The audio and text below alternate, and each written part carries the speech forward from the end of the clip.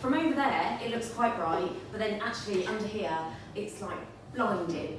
So if I cack off this shortly, that's totally part of my routine. I've planned it.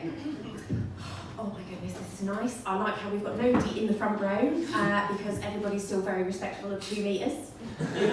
Well done, guys. Stickers all round. Oh, goodness. So I noticed we've got some couples in. You're looking quite young couples. Are you guys in your 20s, 19s, kind of? In your 20s? And is this another couple here? And how long have you guys kind of, not collectively been together? I mean, if that is your thing, I'm all for it. Are you looking for a fifth? Okay, but kind of how long have you guys been together? A few months. You're post-pandemic kind of babies. Okay, and what about you guys? 3 years. 3 years. Oh, you're COVID survivors. Oh my God, this is an honour.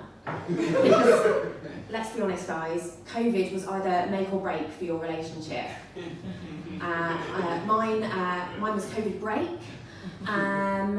We've been together over a decade, something over, I mean, our kids are 14 and 11, so you stop counting at around a decade because you just hate each other.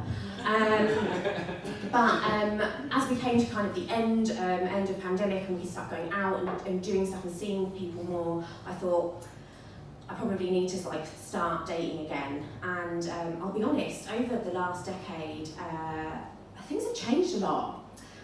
So my advice to you guys, and I think I can probably speak for all the other singles in the room, is if you can tolerate each other, stay. Don't come back out here. It's gotten really, really weird. And so I joined. I went through a bit of a frenzy, and I joined everything, all the websites, all the apps, and again, have we got single ladies in? Given that absolutely derision it deserves, and I'm going to share with you why. So, as a woman, the messages that we receive tend to range. It's on a spectrum, guys, right? Okay, so it's from mildly quirky to completely obscene. But I want to tell you about the weirdest message that I received a few weeks ago. And it was from a guy, and it merely said, "Eggy bum, eggy bum."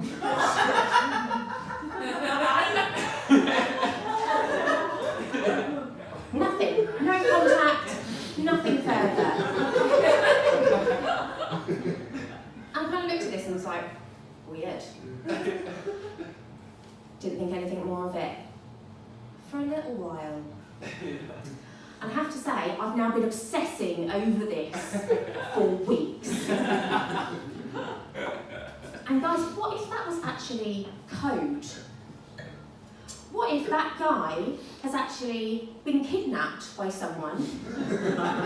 He's in a room somewhere, hands behind his back, or with his foot, desperately trying to type out a message. Some help, her SOS. Something to somebody, anybody, and autocorrect looks at that and goes, "Nah, mate, that doesn't make any sense." Eggy bum, eggy bum. She'll get it. A couple of hours later, I check it. Eggy bum, eggy bum. No. That dude's probably dead now. And I'm someone who, I tend to dive, I get very excited and I dive headfirst into relationships. And this time my friends have warned me, they've said, "Lauren, you've got to slow it down. Don't put all your eggs in one basket." You know, and I get it, they say it with love, they say it because they care. But where else am I supposed to put them? You know, have you tried carrying around armfuls of eggs? It's just not feasible. I'm a single woman in my 30s. These eggs have got a very dwindling shelf life. despite the surprise that I gave my gynaecologist a few weeks ago, I'm in fact not Yogi Bear. I'm not running round the park with a plethora of picnics and everything.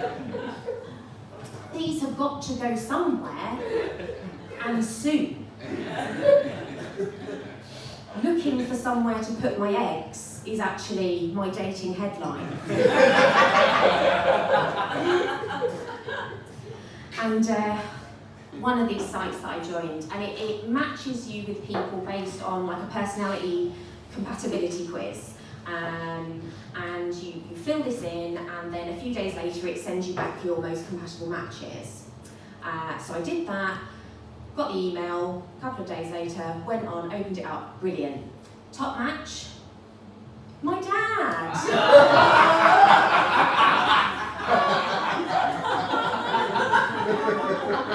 Guys, I have to tell you, what a lovely surprise!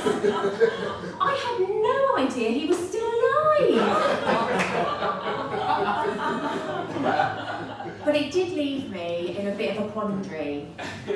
Is it okay to match with your dad? But guys, not a problem. He super liked me first. Because it also turns out that my dad doesn't recognise me anymore. Which is hardly surprising because he's not seen me since I was 7. So I think if you bear that in mind, he can probably be forgiven for his response to my "Hey Daddy" introductory message. And you know what? It's the most up-to-date photo I've got of him. So I've printed it off and I've put it on the bedside table. So I went out the weekend, went out on a date with a guy. It was going quite well, so I invited him back to mine. See the aforementioned egg situation. And there he was, nutting away. Giving it, who's your daddy? Just pointed at the frame. That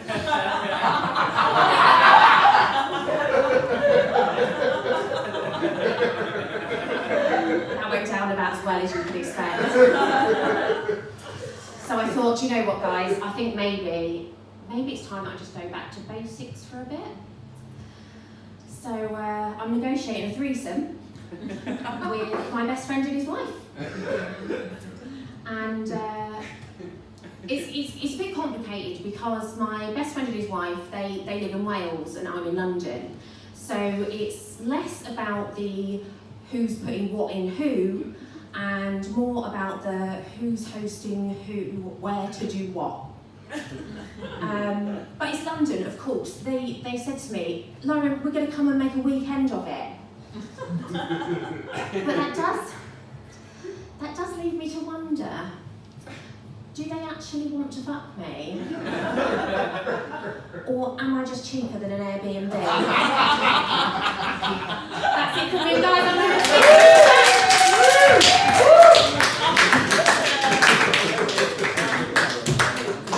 Thank you very much indeed for that information. Lauren Smith.